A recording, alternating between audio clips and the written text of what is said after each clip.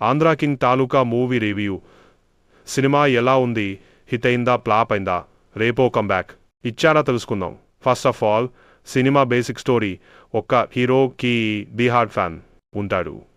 అతను love story మీ ఫనిజం మీ కాల్పి చూపిస్తారు అనామత సినిమాలో.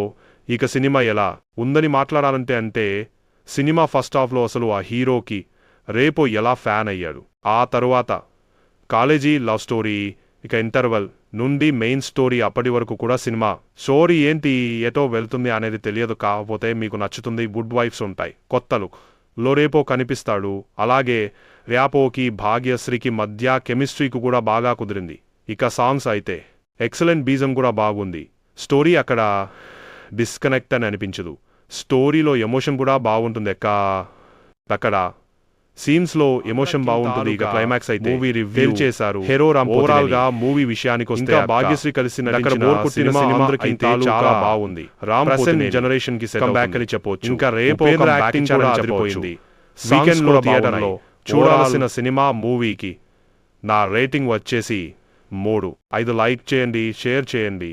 మరిన్ని మూవీ అప్డేట్స్ కోసం ఛానల్ని సబ్స్క్రైబ్ చేసుకోండి.